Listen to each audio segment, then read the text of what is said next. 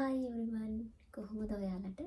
ඉතින් අද මට වෙනස් විදියක බ්ලොග් එකක් ඔයගොල්ලොත් එක්ක ෂෙයා කරගන්න හිතුණා. මගේ ගැන පොඩි ඉන්ට්‍රොඩක්ෂන් එකක් ඔයගොල්ලොත් එක්ක ෂෙයා කරගත්තොත් හොඳයි කියලා හිතුණා. මම කවුද? මම චීනයේ මොනවද කරන්නේ? මම චීනයට ආවේ කොහොමද? එතකොට මම කලින් කරපු ස්ටඩීස් මොනවද? මෙහි ස්ටුඩන්ට් කෙනෙක් විදියට දැන් මම කොහොමද ජීවත් වෙන්නේ? ඒ වගේ විස්තර ටිකක් ඔයගොල්ලොත් එක්ක ෂෙයා කරගත්තොත් හොඳයි කියලා හිතුණා. මුලින්ම මං ගැන කිව්වොත් එහෙම මගේ නම ගයනි ක්‍රිෂාන්ති. මම දැනට චීනයේ ඕෂන් යුනිවර්සිටි එකේ මාස්ටර් ඩිග්‍රී එකක් ෆලෝ කරන ගමන් ඉන්නේ. ඉතින් මේ තමයි මගේ දෙවෙනි අවුරුද්ද.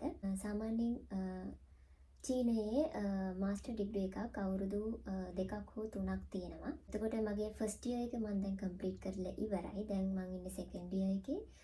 ෆස්ට් ඉයර් එක ගැන කතා කරොත් එහෙම මගේ ෆස්ට් ඉයර් එකේ තමයි කෝසස් ගොඩක් තිබුණේ. ඔක්කොම කම්ප්ලීට් කරන්න. ඒ කියන්නේ ඔයගොල්ලෝ දන්නවා ඇති බැචලර් ඩිග්‍රී එකක් කරාමත් ක්‍රෙඩිට්ස් කම්ප්ලීට් කරන්න තියෙනවා. ඒ වගේ මෙහි මාස්ටර් එක කරද්දි ක්‍රෙඩිට් කීපයක් කම්ප්ලීට් කරන්න තියෙනවා. එතකොට මගේ ෆස්ට් ඉයර් එකේදී ඒ ක්‍රෙඩිට්ස් වලින් 95ක් කම්ප්ලීට් කරා. සෙකන්ඩ් ඉයර් තර්ඩ් ඉයර් අපිට තියෙන්නේ ෆුල් ටයිම් රිසර්ච්. අපිට කැමති නම් ෆස්ට් ඉයර් එකේදී අපේ රිසර්ච් එක ස්ටාර්ට් කරන්න පුළුවන්. මගේ සබ්ජෙක්ට්ස් ගැන සමහර අය අහලා තිබුණා මම මෙහි මොනවද කරන සබ්ජෙක්ට්ස් කියලා. එතකොට මගේ මාස්ටර් එකේ මේජර් සබ්ජෙක්ට් එක විදියට යන්නේ ජියොලොජි. මෙරින් සයිඩ් එකෙන් කරන්නේ මෙරින් ජියොලොජි තමයි මගේ මේන් සබ්ජෙක්ට් එක. මගේ ප්‍රීවියස් ස්ටඩීස් ගැන කතා කරොත් මම A levels වලට මැත්ස් තමයි කරේ. ඊට පස්සේ 2018 මම ෆිසිකල් සයන්ස් ස්ට්‍රීම් එකෙන් රුහුණු විශ්වවිද්‍යාලයට තේරෙනවා. ඊට පස්සේ එහි මම කරපු සබ්ජෙක්ට්ස් ගත්තොත්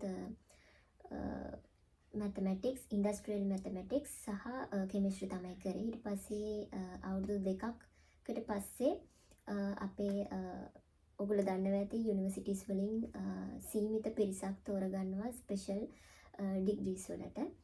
එතකොට මම ඒකෙන් මගේ ස්පෙෂල් ඩිග්‍රී විදියට තෝරගත්තේ මැතමැටික්ස් ඇන්ඩ් ස්ටැටිස්ටික්ස්.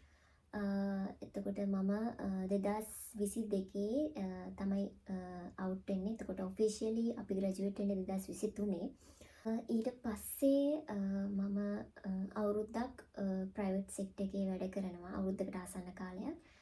ඊට පස්සේ මම මාස 6ක් මගේ යුනිවර්සිටි එකේ අපේ රුහුණු විශ්වවිද්‍යාලයේ ටෙම්පරරි ඩිමොන්ස්ට්‍රේටර් කෙනෙක් විදියට අපේ ඩිපාර්ට්මන්ට් එකේ මැතමැටික්ස් ඩිපාර්ට්මන්ට් එකේ වැඩ කරනවා. ඊට පස්සේ ඒකේ මාස 6 ඉවර වෙලා හරියටම අගෝස්තු 14 තමයි මම චීනයට ආවේ මගේ මාස්ටර් ඩිග්‍රී එක ෆලෝ කරන්න.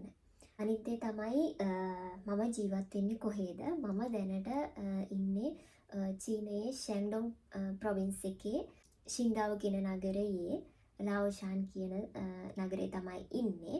එතකොට මගේ යුනිවර්සිටි එක මම ඔයගලන්ට කලින් කිව්වා ඕෂන් යුනිවර්සිටි ඔෆ් චයිනා.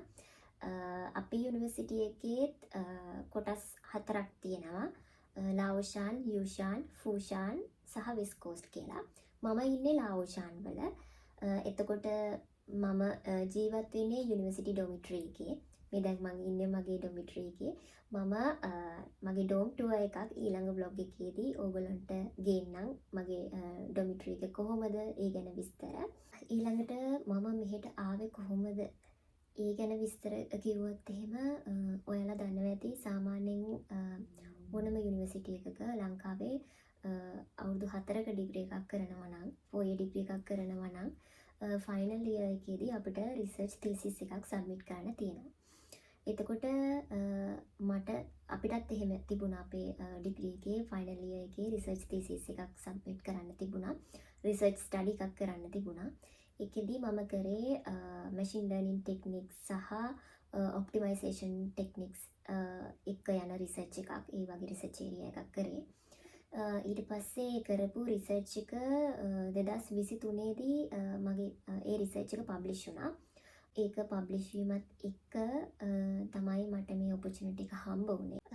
ඊගාව ප්‍රශ්නේ තමයි මම මෙහි ජීවත් වෙන්නේ කොහොමද? ඒකට අවශ්‍ය මුදල් මම හොයාගන්නේ කොහොමද? ඒ විස්තර ගැන.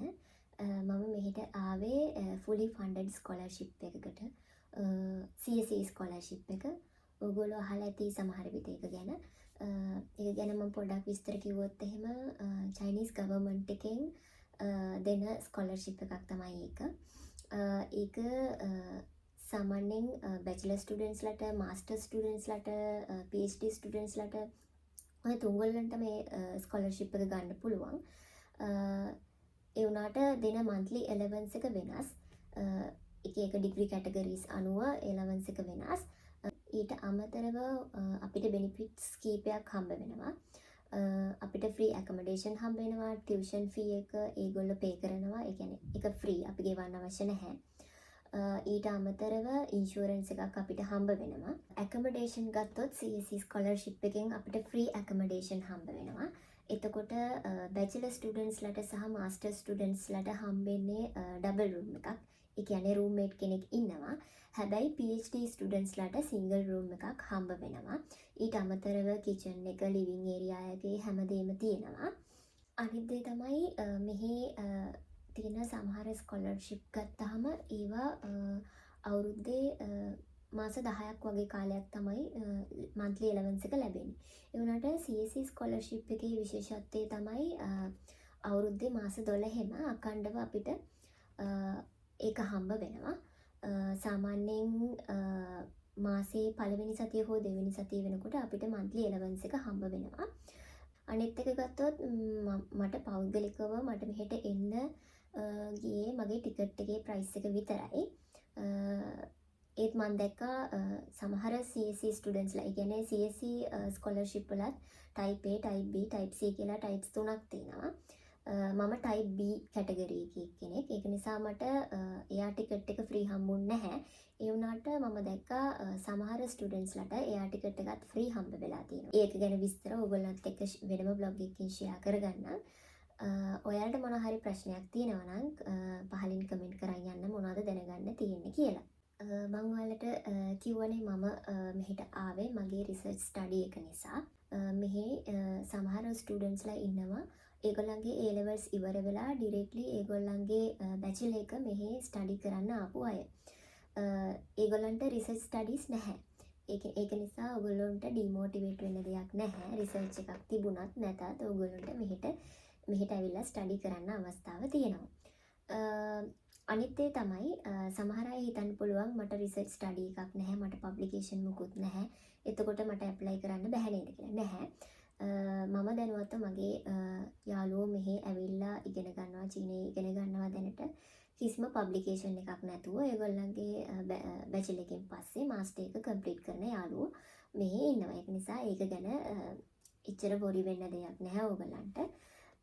ඔයගොල්ලොත් ඇප්ලයි කරලා බලන්න chances එන්න පුළුවන්. එතකොට ඊළඟට ඕගොල්ලන්ට එන ප්‍රශ්නයක් තමයි චයිනා වලට එන්න IELTS, TOEFL, Duolingo වගේ ඉංග්‍රීසි ටෙස්ට් අවශ්‍යද? කොහොමද ඉංග්‍රීසි ලෙවල් එක තියෙන්න ඕනේ කියලා. සාමාන්‍යයෙන් මෙහි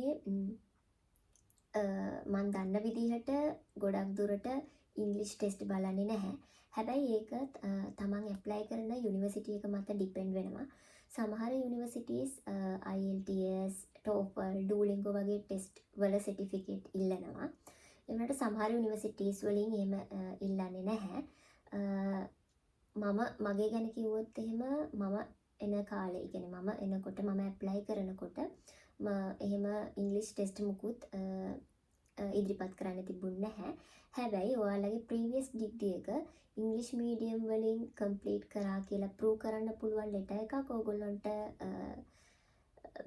ඇටච් කරන්න පුළුවන් නම් ඇප්ලිකේෂන් එකත් එක්ක ඒක ප්‍රමාණවත් වුණා. මම මගේ ඩිග්‍රී එක ගැන පොඩ්ඩක් එක්ස්ප්ලেইন කරොත් එහෙම මගේ ඩිග්‍රී එක මම අර කලින් කිව්වා වගේ 3 year ඩිග්‍රී එකක්. ඒ වගේම මේක ෆුල් ඉංග්‍රීසි මීඩියම් ඩිග්‍රී එකක්. එතකොට සමහර අය හිතනවා චයිනා වල ස්ටඩි කරන්න නම් චයිනීස් මීඩියම් ඩිග්‍රී එකක් තමයි අපිට කරන්න වෙන්නේ කියලා. නැහැ. මම මම දැක්කා දැන් ගොඩක් යුනිවර්සිටීස් වලින් ගොඩක් චයිනීස් යුනිවර්සිටීස් වලින් English medium bachelor degree programmes එහෙමත් දැන් පටන් අරන් තියෙනවා. මාස්ටර් PhD කියන කැටගරිස් දෙකෙත් ඒ වගේම දැන් ඉංග්ලිෂ් මීඩියම් වලින් ගොඩක් ඩිග්‍රී ප්‍රෝග්‍රෑම් තියෙනවා.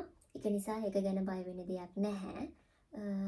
හැබැයි ඔයාලා මෙහෙට එනකොට චයිනීස් දැනගෙන ඉන්න එක පොඩි ප්ලස් පොයින්ට් එකක්. මොකද ඒක ඔයාලගේ ඩේලි ලයිෆ් එකේදී මේකේ ගොඩක් අයත් එක්ක කමියුනිකේට් කරද්දී ඒක ඔයාලට ප්ලස් පොයින්ට් එකක් වෙන්න පුළුවන්.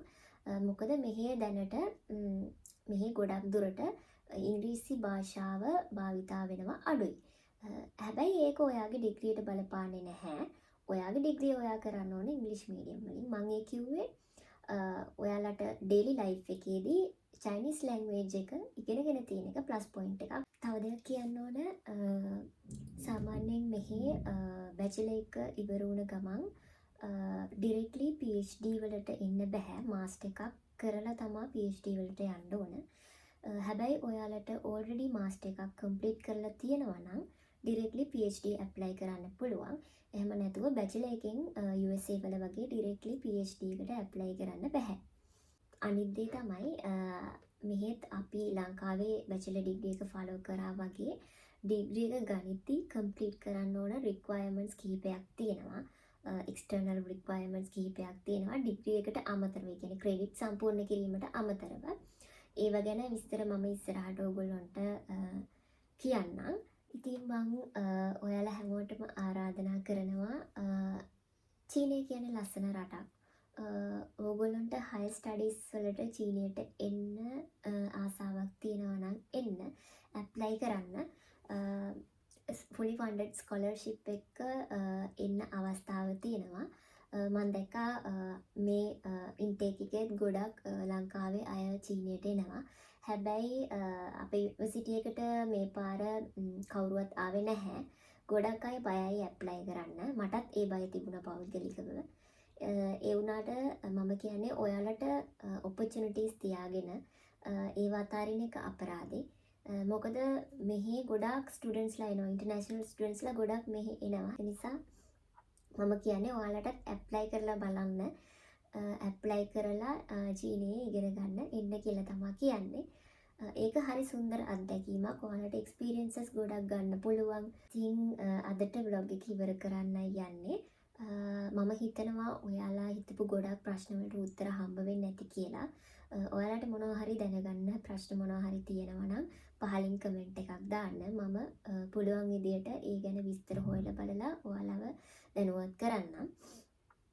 ඉතින් මං හිතනවා මම අද කරපු බ්ලොග් එකෙන් ඔයාලට මොනවා හරි දෙයක් දැනගන්න ලැබෙන්නේ නැති කියලා, මොනවා හරි ප්‍රයෝජනයක් තියෙන්නේ නැති කියලා. ඉතින් අදට බ්ලොග් එක ඉවරයි. ගිහින් එන්නම්. බයි.